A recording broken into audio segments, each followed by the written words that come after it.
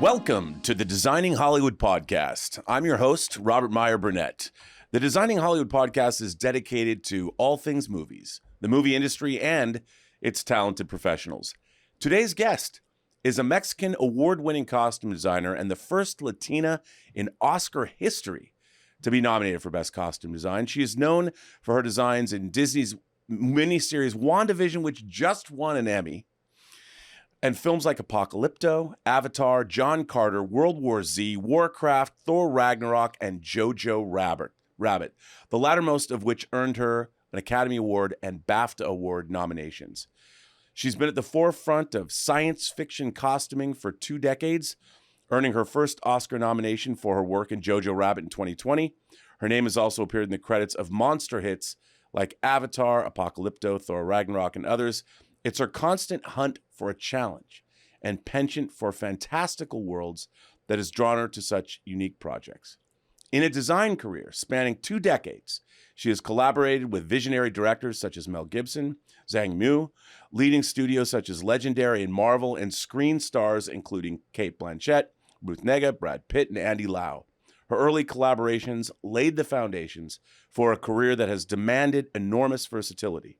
She began working as an assistant costume designer and costume supervisor, gaining experience with designers Shay Cunliffe, Edell Phillips, Mirojnick and Enrico Sabbatini, the latter becoming her career mentor.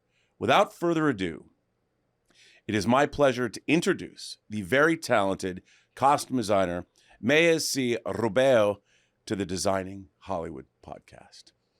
Thank you. I'm very happy to be here. I got to tell you, I'm going to geek out a little bit because I'm going to take this off now. I'm a huge fan of your work. And as I was talking to you earlier, recently I did a podcast about Blood In, Blood Out, which is a film you were assisting on at the beginning of your career. Yes. And I'm curious, I mean, to me, that was such a seminal film about Latino culture here in Los Angeles, East Los Angeles specifically. And bringing your heritage with you has influenced so much of your work. I mean, whether it's Apocalypto, and then the designs you did for the Na'vi, which were they were, of course, native to Pandora. Mm-hmm. And then, of course, John Carter and the stuff between not just the humanoid characters, but the Tharks. How much of your heritage do you put into your science fiction and fantasy work? Because it would seem like it's a lot. I have in the past, it has been, like climbing a hill. Going up to that hill, it was, the most helpful, ladder steps were Apocalypto. That is still my, my battle horse. It gets me like every job interview I can imagine is still up to now. Apocalypto has been that. And for a number of years, I've been put it in a slot that I can only do tribal stuff, which is something that, I did capitalize on that because I needed to move, keep moving and keep moving forward.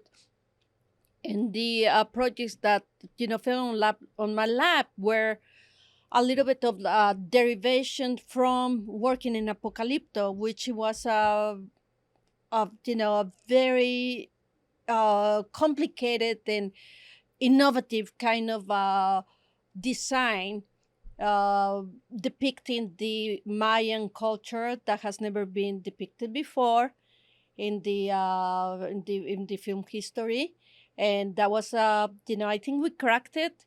And it was very welcome. And from there, I got many, many offers to do tribal, Avatar, working with Jim Cameron for the Navis and bringing a little bit of that influence. Now, wait a minute.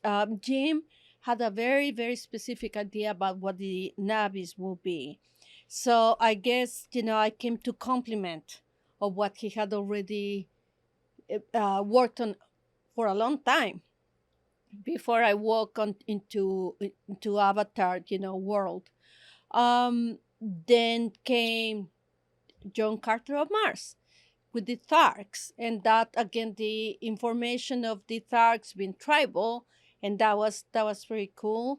I loved it.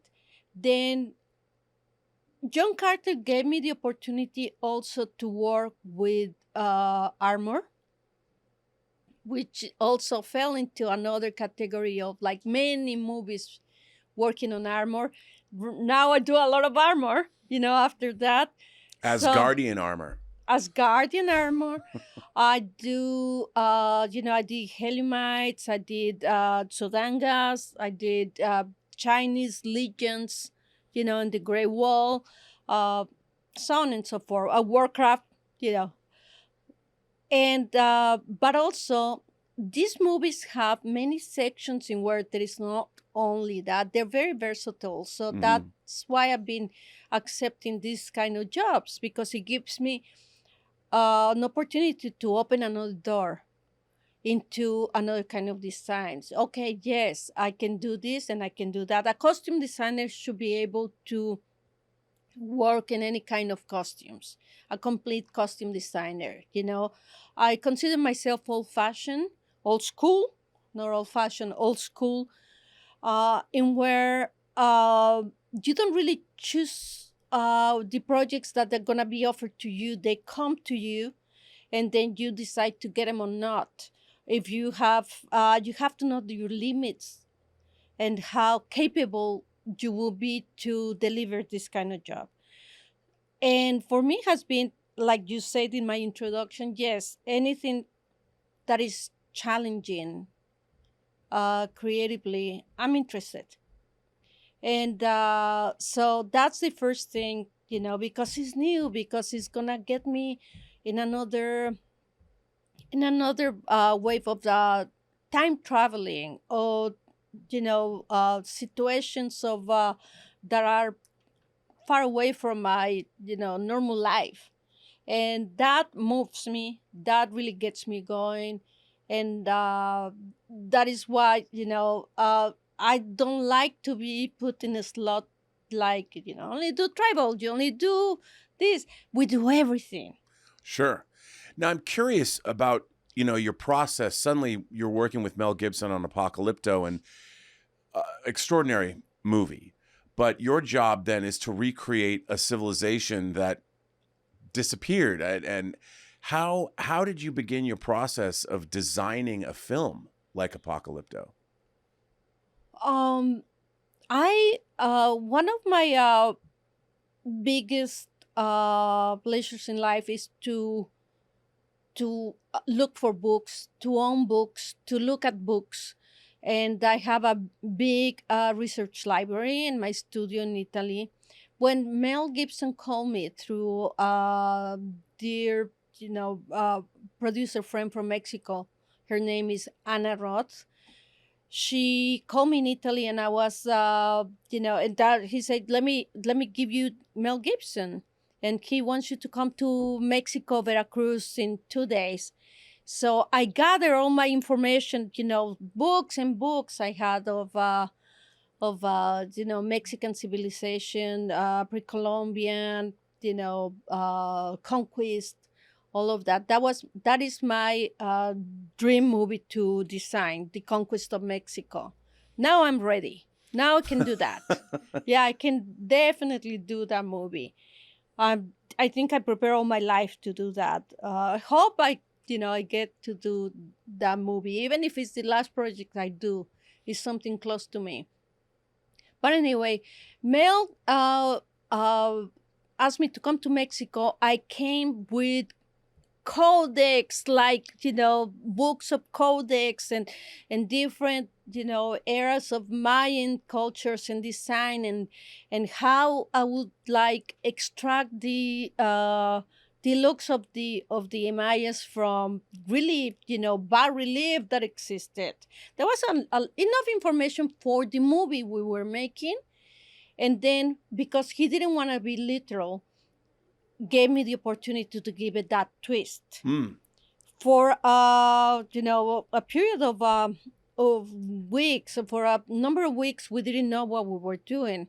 I started to do very historical, very, very historical. And he called me and said, you know what, that's not gonna work. We're gonna give something to this movie. I need not to be so literal about the Mayan cultures. And I said, okay, I get it, and I proposed next week a show and tell, and he went for it.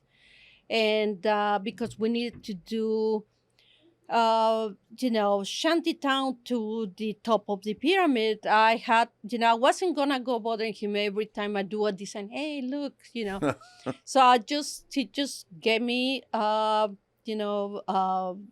carta bianca, like they say it. Like I said, go for it, and he will show up to the set. He was happy, and that's how it went with the Apocalypto.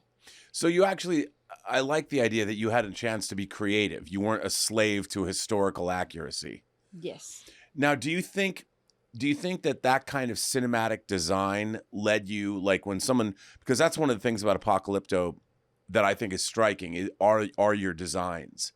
And was it because of that you were later tapped by James Cameron to do Avatar? Because obviously with the research you've done into indigenous culture and how they've developed, I mean, what I thought was really genius about Avatar was how sometimes you would use like insect wings to put over the eyes. I mean, there's a lot of amazing design work. Yeah. I mean, obviously one of the great things about Avatar is they could write books about the whole culture of Pandora, and right. How much leeway were you given? Like when you come on a project like Avatar, where a lot of it, the Na'vi are obviously CG creations, yes. And you had to deal with the human future, the future of the humans that have, you saw a little bit on Earth, which you see more of in the, right. So you had the future Earth, the future humans, and then the native Na'vi.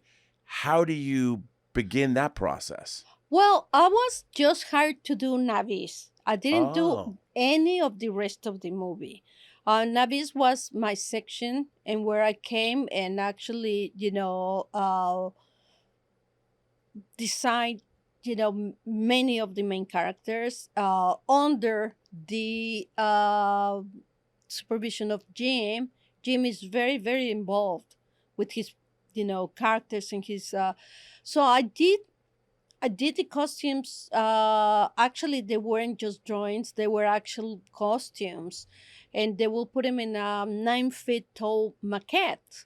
They will be, yes, and that will be the process of them having this kind of reference. This is like at the beginning of motion capture.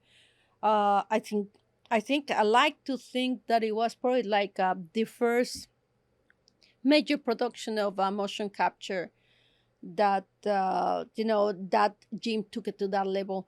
That was my contribution. And yes, it was a derivation from Apocalypto. I like to believe that. Yeah, I mean, I absolutely think so. And let me ask you this: when you're dealing with natives that are using available materials, like, did you have to consult with people? What kind of leather? You've got alien. We don't have. There's no cows on Pandora. Yeah. There's 6-legged alien creatures. So did you have to like pick your fabrics? Like, how did you come up with that? I think we have to convert leathers, paint them with like oil slick kind of paintings that resemble pouches, and nothing really came from animals because the Na'vi people don't kill all their animals. It came from nature, like leaves and like their environments. It was really beautiful. Yeah, I mean, really striking design work and really clever use of like I was saying, insect wings, and you did a phenomenal job. So now you had experience with motion capture, and then moving forward to something like John Carter, where again you're designing. It's a period piece on Earth, and then you're designing. Were you only doing the Tharks, or were you also doing? You were doing everyone. Everyone. So you had Victorian England, and then well, actually the Southwest is America. So Civil War. You go Civil War era America, and then you design the.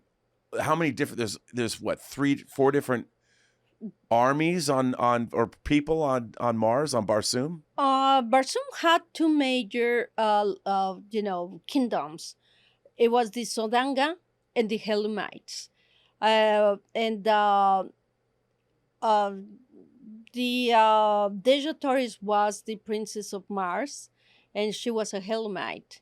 And then, there was also the Matai Shank, portrayed by Mark Strong. He did a great job in So that. great. And that made us costumes that look like almost like Augustinian monks from Mars. They were in every costume. There were probably 50 yards of fabric, Wow. and because it was pleated ever so tiny, that we have to use so much fabric, and it went downwards like that, right? And it was that was a lot of fun. It looked like a matter, like the underneath from a mushroom, looking, kind of very very strange.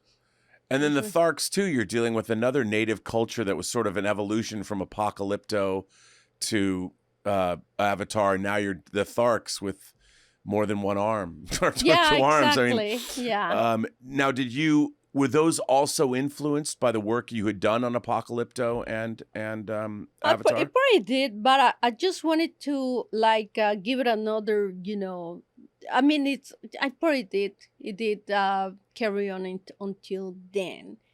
And then, that was the movie that gave me many other outlets, like the,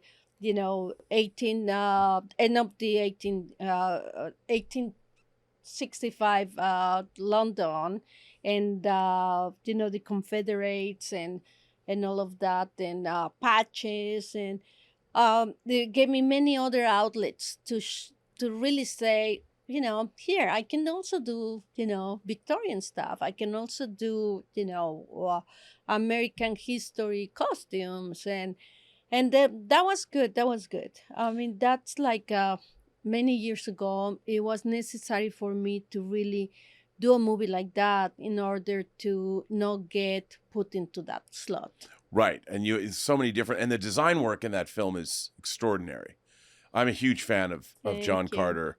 Now, how often or how with all these movies, with the science fiction films that you've done so many now, how closely do you work with the production designers in terms of obviously it's when you're working in, say, Victorian England, you're kind of limited by what they wore in Victorian England, but you've worked with so many, the whole worlds are being created with Right. the world of Pandora, the world of Barsoom. So when you come on board, does the script influence you, or are you working with the production designers? Are you looking at artwork or things that have been generated, or do you get to contribute from the beginning to the overall look of the world? Like, how closely do you work with the production designer? I always work tandem with the production designer because, again, old school comes, we have to be, I mean, we cannot work separate because it's chaotic. It's a disaster, when that you can see the separation, costumes and sets.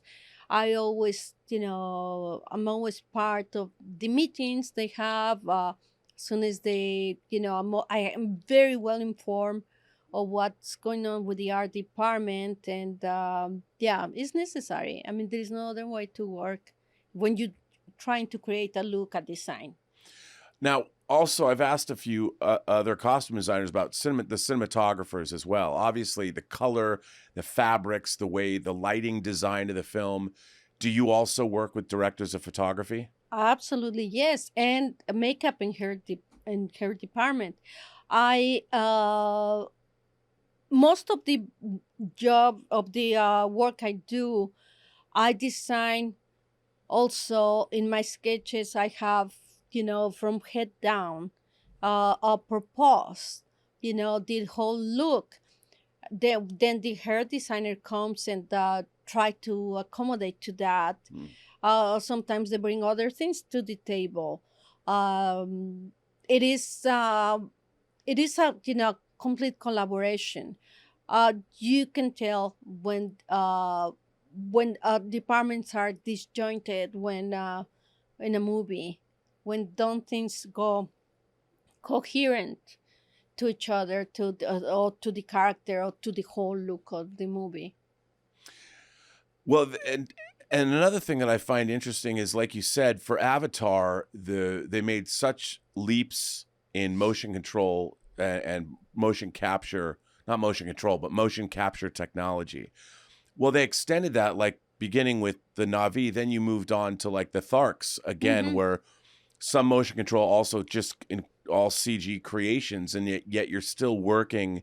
And as CG has become more and more important in terms of character design, obviously we haven't talked about your work with Marvel yet, but there's a lot of CG combination work in terms of fabrics and CG augmentation. What's that like for you to work with characters that a lot of them are motion capture? Does that make your job harder? And how do you approach that? No matter what kind of technique visual effects is using, they're always gonna need to have a reference of a costume, whether the actor is wearing it or is like presented into a maquette or by itself or in a hanger. They need that because when you are in a movie that demands so much design work, it's not fair to leave it to what after we all go home, when the movie's wrapped, there is the post-production. This is when all the magic of the visual effects is happening. Sure. It is impossible, I can tell you, it's impossible that all the roto artists and the post-production designers, that they do the work of 3D or wherever, ZBrush, they cannot take the role of a costume designer. They cannot design the costumes that we already designed if they don't see it. I mean, it's not just enough in paper. They have to see it happening and how it moves and the kind of fabric. If it's a velvet, what kind of velvet? Is a velvet that is gonna capture light, or is a velvet that is gonna deflect light? All of those, they cannot know it. We have to give it to them. So for me, visual effects are normal. I'm still making every costume that is going into the movie, for sure. Unless you're doing like Iron Man, and you have to do like this much, and then they do all of But Right. still, yeah. And that the Iron Man costumes have evolved since 2008. They have to put a different one in every movie. Well, now I think we should get to, your work with Marvel has been, obviously, you just won an Emmy for your work on Wanda Vision, which one of the things I loved about, obviously with the Marvel Cinematic Universe, you have decades of costumes as shown in the comic books themselves. And it's almost like every movie that Marvel makes, every director that comes on board gets to sort of reinvent those costumes. And one of the things I loved about Thor Ragnarok was it really went back to Jack Kirby and the colors of Jack Kirby's design. And that was something that was really intentional. It gave the movie a different look. And then, I think back to one of my favorite costumes in Marvel is Jeff Goldblum's costume. Jeff Goldblum is the Grand Master. Yeah. When you first got approached to do, I know you've worked now with Taika Waititi on now 3 movies? Yeah, this is my third project, the last one. The last Taika, one, yes. the Blood or Love and Thunder. Thunder, yes. But when you came on to Ragnarok, there were 2 previous Thor films, and there was a number of other movies that Thor appeared in. What did Taika Waititi tell you about how he wanted Thor to look different? Because Thor and Loki look different. The Hulk has his gladiator costume. You've got the Grand Master. You got Valkyrie. You really got to design costumes that we hadn't seen before. Yes, it was very clear for Taika that his collaboration with Marvel in this Thor number 3 he will be bringing a lot of color. He thought there weren't enough color in the previous Thors. So that was like one part in where he said, we're going to put most of the color on Sakaar because Sakar is the crazy kind of world where the Grandmaster lives. Oh, with Marvel is they have a very fantastic group of artists called visual development. In my case, I've been lucky to be working with Andy Park, which is what the director of visual development for the movies that I've been working. We have a very shorthand relationship. They actually the voice of what the creators of these Marvel movies make. So it's a collaboration we do, but many of this, I mean, most of the stuff I have to do it like out of my complete mind, and the director, and everything that we do with Marvel is designed and approved and built just for these properties, and it's very very well oil machine. They got it together. I'm very happy to be working with them. Yeah, they just do. I mean, I just keep thinking about Ragnarok. I mean, Cate Blanchett, Hella. Like when Yes. you get an opportunity to work, like I'm curious about the headdress, Yes. that she wears. Was that something that the design group came up with? Did you? Because We that's also very Kirby-esque. And Yeah, we did it together, like many things we do, but also, there are many things you bring to the tables, textures and fabrics, and the way the the headpiece moved, and what kind of magic look will have, and all of that is for we built the headpiece. I got to this company called Ironhead Studios, which I love working with them because of the incredible precision and artistry and professionality. I mean, I'm not making a commercial out of Ironhead, but I do serve myself a lot there. Um, there are many other specialty houses, Quantum, Rushing Gold, Legacy. They're all like top notch. Weta is amazing.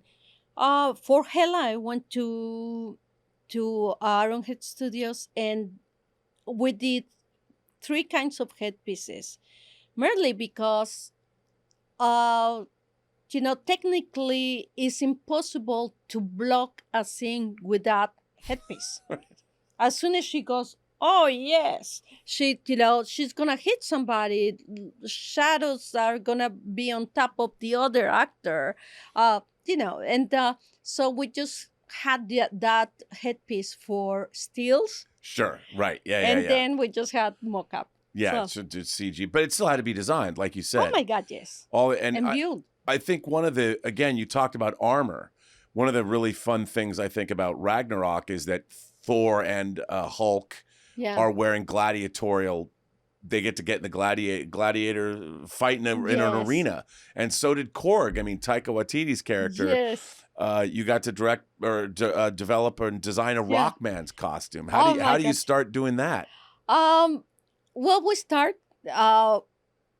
Taika brings a lot to the table. Taika, if he can't tell you exactly in words what he wants, he will draw it in front of you. It's like here, and so of course there are many. We make many designs until all of us agree. Oh, this is the good one, and we have this combination of this, and then maybe we'll put this color, Sakarian piece for Thor. It will inform, and it looks cool, and it's like it's so many things to consider. Every time you design this kind of movies, it's always fun. Yeah, and then you of course had Tessa Thompson Yeah. as Valkyrie. Is there? I'm curious with the Marvel stuff. Do they favor certain textures of fabrics so there's sort of a uniformity across all of their hero characters? Because it seems like a lot of them there's like a style, like a Marvel house style in terms of how the heroes, at least if they're wearing leathers or armors, Yeah. or do they have? Is there like an Asgardian style guide that the Asgardians use this fabric, and say the Grandmaster, like the Grandmaster, I love that costume so much, Thank you. and he looks great in it. Yeah. And what went into that? I mean, the colors and the The design. It colors looks like it's is so just, intricate. you know, if you think about the Grandmaster, he's the most charming, tyrannical bon vivant, right? All right. And he's gonna torture people, but with style, and he's still gonna listen to his jazz of like, it's amazing. I mean, I got to work with him again, and it's just incredible. Grandmaster is, but it was like a Hugh Hefner in Sakar, but you know, it's like so many combinations, but more flashy, and why not one sleeve off, and it all went into this crazy design, and wearing sandals. So and that's it. Now I'm curious, like when you come on a show like that, obviously Benicio del Toro was not in the movie, but in the mythology, he's the Grandmaster's brother. Like they're family, kind of. Yeah, he's the collector. He's the collector. Now, when you were designing, when you're working on the Grandmaster, did you have to go back and look at something like Guardians of the Galaxy and see that, okay, maybe the collector and the Grandmaster came from the same place, or did you not have to do that? When we did Ragnarok, they bring the cousin of the collector, and I have to make is the guy that gets tortured in the chair next to Thor with he just bites the dust, but it's kind of like a funny and sad scene.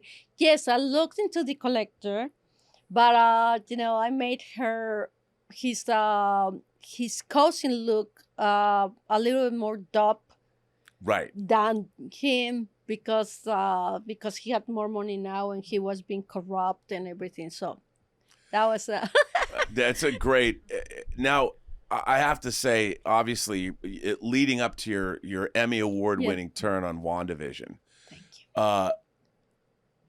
First of all, going through the history of American sitcoms, I can only imagine how much fun it must have been to do this show. It was. I mean, how do you, like, when they told you what they wanted to do in WandaVision, were you a fan of American sitcoms growing up? And Oh yes, I watch all the sitcoms. Bewitched, it will be Hechizada, or I Love Lucy Dick Van Dyke, and we had also the Dream of Genie, called Mi Bella Genio, and all of those. I grew up at the Monsters. I grew up watching all those, Gilligan Island, all of those dubbed in Spanish.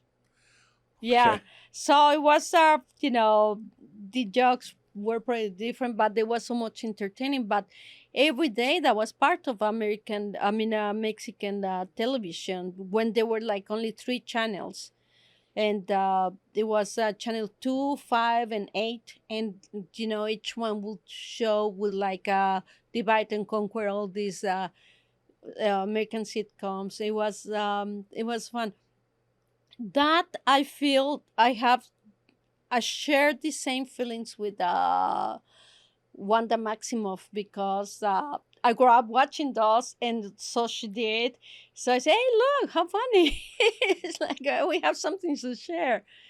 And then, my director and my Matt Shackman, he was so amazing in guiding us through this path of going through the sitcoms, and exactly because it's vast.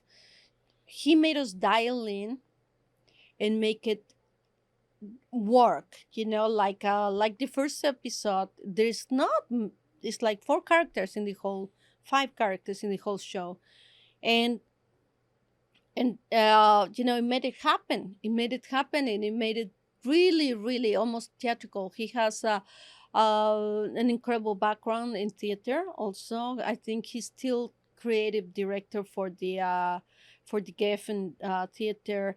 I mean, all this all this kind of expertise, it shows in his work, and especially in that episode called film in front of the live audience. It was so brilliant because on the day he also had the audience being come and dressed in late 50s costumes, and he encouraged the crew, all of us. I mean, we had producers. The line producer was wearing like a 1950s jacket, and and that was so lovely. It very good ingredients. It was a dream, not only because you doing all those fashion periods, let alone doing all those fashion periods, but through the sitcoms, through the American sitcoms, which is part of of historic collective memories. They know of the present of we know of like American television or television in the world, or techniques of television, cinemascope, and then technicolor, and then all of those is we apply them. I mean, I think even our director of photography went to technicolor, and they created incredible lenses for every episode, so we can do those kind of tricks, so we can match it. Yeah, I mean, it looks exactly the lighting down to the cinematography, the way the cameras, the single camera as opposed to multicam. It was genius. It was genius. It was genius. Yes. Now, I have to ask, one of the things I found really interesting that the Marvel Cinematic Universe had only really done one other time before, which was in Captain America, the First Avenger. You got to recreate classic, the Vision and Scarlet Witch for the Halloween costumes were their classic costumes from the comics.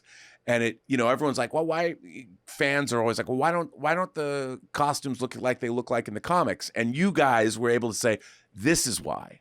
Because you made these perfect recreations of the Vision and Scarlet Witch from the classic comics. Yeah. And they were great. I mean, but you can't make a movie today with those costumes. No.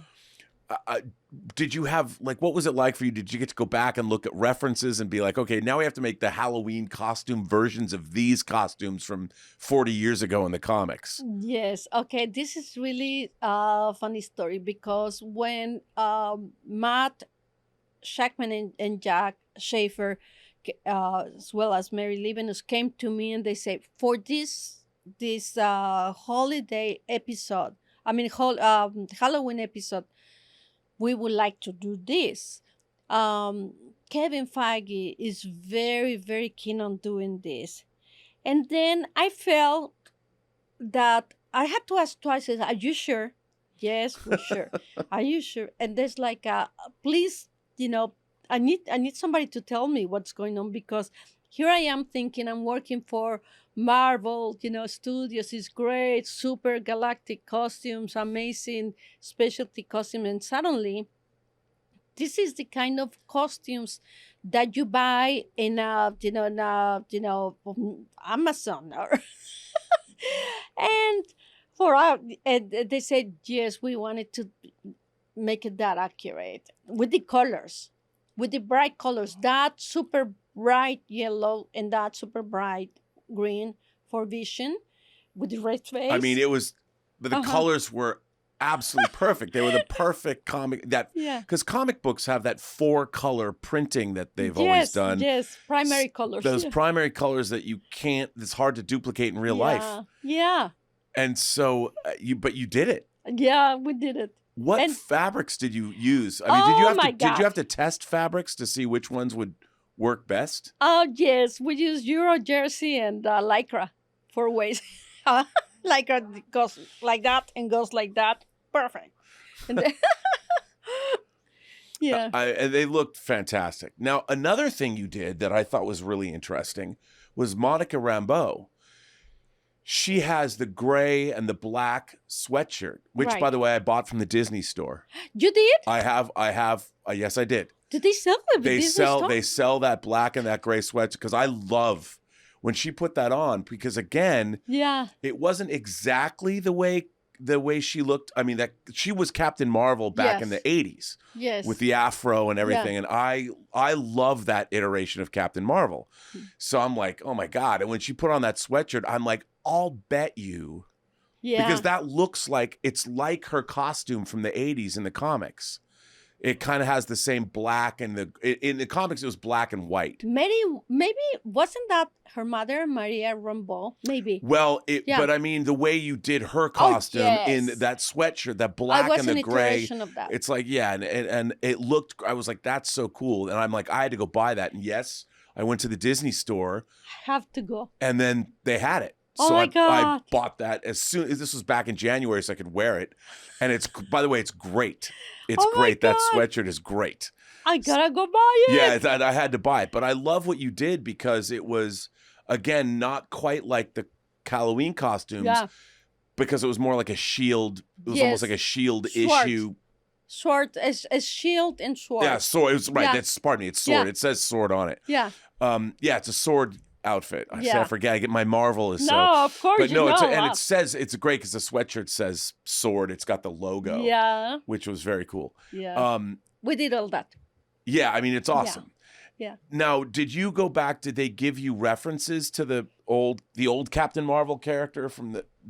Yeah, they did. We look it up, and then, but we have to bring it forward, for the fans now. Oh, and it looked great. Yeah, and she looked amazing. She rocked it. We did so much, we had so much fun with Tiona. She was an incredible professional artist. And I think she brought so much to this character, and she took it to a level in where she was great. Got surprised, happy that she took it to that level. It was wonderful. Well, and I have to ask you about Agatha Harkness too. Oh, yes. I mean, Catherine Hahn, suddenly you're in the 1600s and you're creating the costume of a witch. Like they're adding supernatural. I mean, they have to do Blade. They're going to bring the supernatural world into monsters and werewolves. And because with Moon Knight, they could bring in Werewolf by Night. Yeah. But you got to bring in a sorceress witch, a whole coven back in the 1600s. What was that like too? When they told you they were going to do witches, what did you think about that? I thought it was very appropriate because the whole concept of what is the role of Agatha Harkness. It is, she's a big sister witch, and she knows that Wanda is going through a lot, and she is tangled into this kind of depression dash grief dash, everything. She is a super skillful witch, Agatha, and she knows how to, she needed to come. It was necessary to have her so she can help Wanda Vision to find the power within that she had. And this enabled Wanda Vision to become, Wanda Maximoff to become the Scarlet Witch, which is, the culmination of the Scarlet Witch. And it was a big coming to age of witches. And her costume, going back to, Agatha Harkness, her costume was an information of world, traveling ages of witchcraft, because she's probably like 1,000 years old in her, in her history life. And I wanted to portray, I knew that these two costumes were going to be, hanging from harness. And that gave me a cinematic visual opportunity to create layers and history for Agatha and take Wanda into my most the most incredible, technical yet incredible design. Also, that what that we did with Andy Park, this wonderful artist. He brought so much of this Wanda. Incredible. When he shows the sketch, it was like, wow, this is incredible. But we did Agatha, and it was a good balance, with the work that Andy did and we did with Agatha. It was amazing. So they actually, were perfect for each other. One thing that Agatha had all along was a brush that it had. Typically, this kind of jewelry has three female figures, that is called the Three Graces. It's very classical type of jewelry from the 1700s or before to these days. We put the subject as an Easter egg in every single costume from the beginning. And when you look up close, I think there is some, in one of the episodes, there is a close-up on this, in where you see that these three figures are the three witches, her and the three witches, and the two witches that she was burning at the stake. Because, don't ask me why, but witches always come in three. And that's in every book. In every book about witches, they're always come in three. And this is something that I thought it was curious, And I love that you incorporated that into the design. Now, there's one other thing about Wanda Vision that I thought was, again, and a lot of fans, it was Evan Peters coming in and playing Quicksilver. Yes. Now, I would be remiss if I didn't ask you, because there, again, you created another Halloween costume that was exactly the character. Now, what was strange when he comes in, obviously, when we first met Wanda Maximoff, she has her brother, and that was in Avengers Age of Ultron, and her brother dies. Yeah. Well, then there's Quicksilver that was over at Fox in the Marvel X-Men movies. Oh, yes. So okay, so they give you Evan Peters, and when I was watching WandaVision, and when many fans were watching, the whole internet exploded when he shows up, because they're like, well, wait a minute. Is he Quicksilver? Yeah. And like, what's going on here? So like, did they tell you this? Did they go, hey, Quicksilver's actually been depicted in the X-Men movies and the Marvel movies. Yes. So was that confusing for you? Did you I did have to ask what was going on, because to be honest, at the beginning, I didn't know he played Quicksilver at the Fox, at the X-Men property. But it was, I knew he was an excellent actor. And then one of my assistant designers says, yeah, but he's, and that one is like, oh, okay, I know, I like this twist that they're giving it. No, he came, we did that costume very like makeshift. It had to look like if it was super makeshift and very quick made, Also, the little twin, I think Tommy, no. One of the twins. The two boys. Yeah, the two boys. One of the twins. One goes for Quicksilver, and the other one goes towards, Doctor Strange kind of Wanda Maximoff kind of style. But that was incredible. It was incredible. Yeah. Now, I'm just curious, because I don't want to get you in trouble. No. So in those two characters, the twins, as they were growing up, in the comics, they become members of the Young Avengers. And throughout all the new shows that they're introducing these younger characters. Mm-hmm. Did they ever tell you, did they ever say, these twins that we're introducing, when they get to be the oldest that they are, maybe what we're going to see. Future? They tell me 00.0. 00.0. So they never, okay. They never told me because anything. that's probably for the best, because now I can't get you in trouble. Yeah. It's interesting because the Marvel. I'm a huge Marvel Cinematic Universe fan. Okay, good. And because I grew up reading the comics, and I think what Kevin Feige has done, and Victoria Alonso and Louis D'Esposito, it's unprecedented in Hollywood history. Yes. And the way you all of you costume designers, we did an event where we talked to 3 other costume designers that all have worked on various Marvel properties. Now, do you ever get together with your fellow Marvel costume designers and just talk about Marvel movies? Oh yeah. I love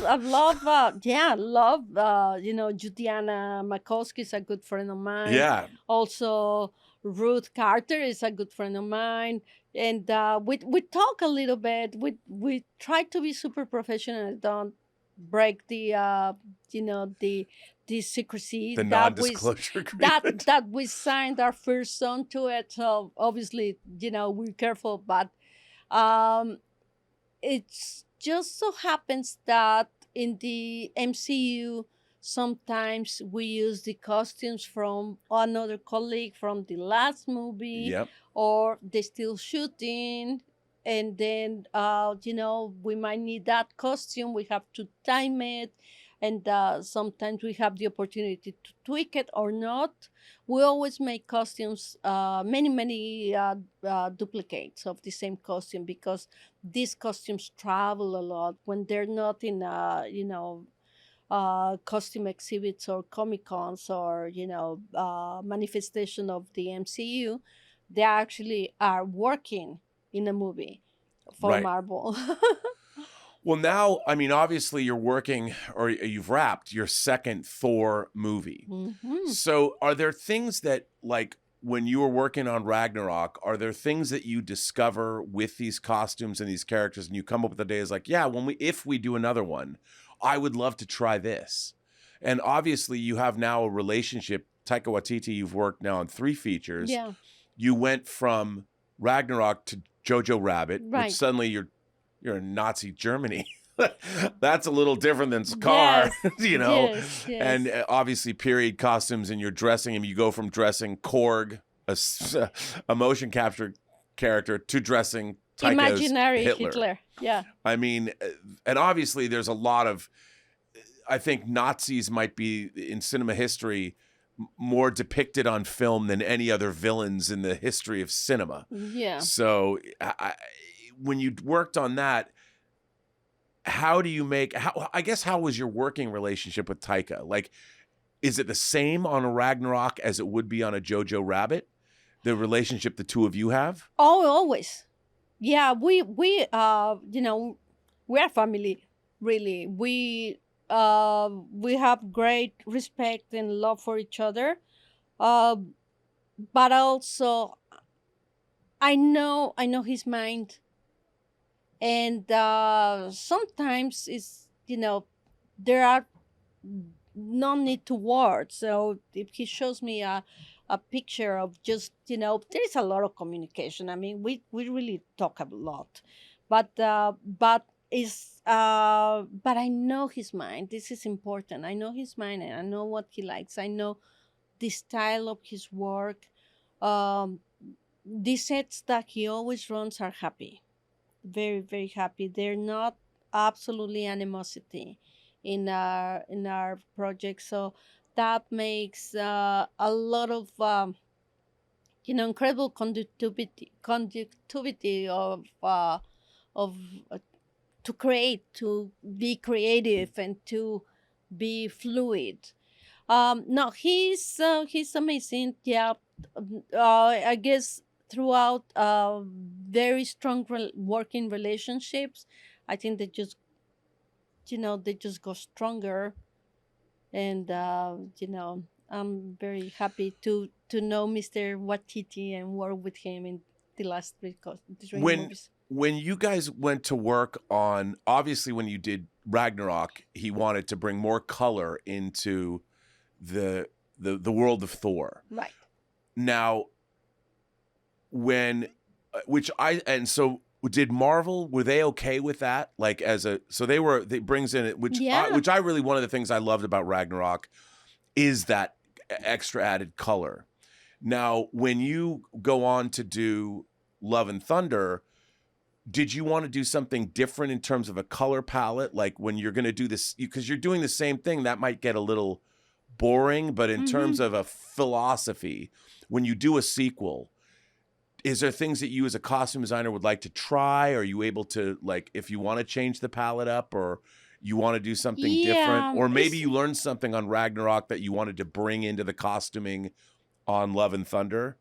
Are you able to do that? Yeah, we're able to depend. I mean, also Without saying anything, no spoilers. No I'm spoilers. just curious. I think there is always opportunities to do things differently, and obviously we are dictated by the script and the situations of the script, and if there are different worlds or if there's different countries and stuff like that.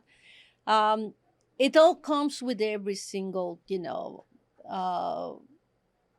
part of the script we Right. adapt. Right, which is great. I mean, obviously, Yeah. I think everyone's very excited to see that. I know I'm excited to see Love and Thunder, and he has gone on record last week and he said something to the effect of it's bonkers. That the movie's more It is bonkers than Ragnarok, and I'm like, great. I'm all in it's on good. that. Yeah.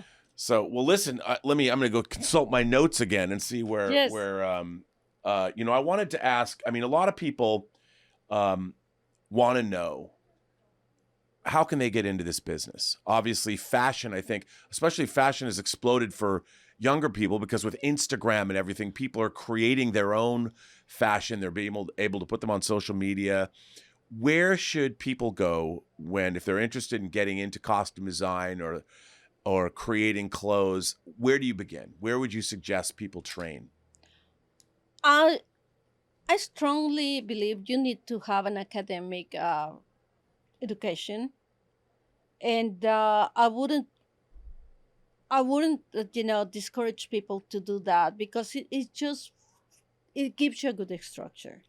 I wasn't, and I always say this, I wasn't able to go to a fancy school.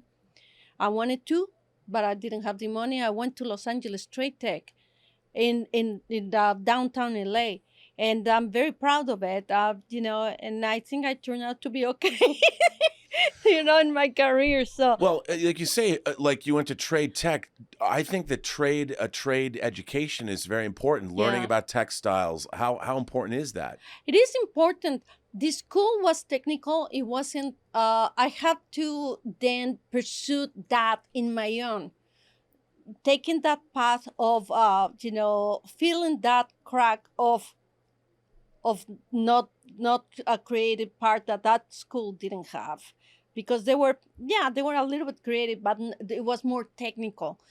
I work more. I work harder in trying to compensate that. So I took like incredible artistic lessons elsewhere. If I saw a museum, I would go into museum and stay hours and just sketching or trying to understand the masters of painting. They have so much information for classic costumes, historical costumes. I will do, and also start from the beginning. Don't jump from being a PA to really be an assistant designer. Is the higher you go, the harder you hit the floor. So you have to go every step of the way. I think so. Well, also, you say you have a studio in Italy. Yes. Like if you go to Florence or something, and do you have favorite museums that you would suggest people could go see, like some places in the world that specifically have great frescoes or things that you can learn from? Yeah, I mean, yes, but also, New York City has the Met. We have the Getty. Any country, Mexico City has the Museum of Antropologia Historia, which is incredible for, also everything, everywhere. Yeah, just learn all you can, Learn I guess. all you can and be accurate and try to be to fill your soul with culture and civilization. Understand civilization, because you're dressing people. Right. You have to know that. Yeah. Well, listen, I can't thank you enough. before I let you go, can people find you on social media? Yes, I am on Instagram. I try to be more, proactive within Instagram. But yeah, you find me there, Magis Rubeo or Magis C Rubeo. That's me. Follow me. And it's been announced that Taika Waititi might be doing a Star Wars movie. Mm-hmm. Let's say if that happens, would you be working on that movie? I don't know. I have to wait if he asks. Well, thank you so much for being with you. us. What a great guest you've been, and Thank you, Rob. I'm a great fan of your work. This has been so much fun. That's good. And I want to thank you for being here, and I also wanted to thank our sponsor. Our sponsor today is the Fox Studios Costumes. It's located on Los Angeles' west side. The Fox On-Lot Warehouse offers an extensive array of costumes and textiles from all eras and provides costume designers and costumers an opportunity to turn their ideas into works of art. And this episode is dedicated to the Ibarra family. Thank you, Ibarra family. Thank you for everything that you do, including our wonderful producer, Martika, because this show would not be here without Martika Ibarra and the legendary Marilyn Vance. And I guess thank you to you, and thank you to our viewers for tuning in. Thank you, Martika Ibarra and Marilyn Vance. Yeah. Amazing. And thank you to all of our viewers and listeners on the Designing Hollywood podcast. I'm your host, Robert Meyer Burnett, and you can find me on Twitter at BurnettRM. Find me on Instagram at Robert Meyer Burnett and on YouTube at Robert Meyer Burnett and the BURNETTWORK.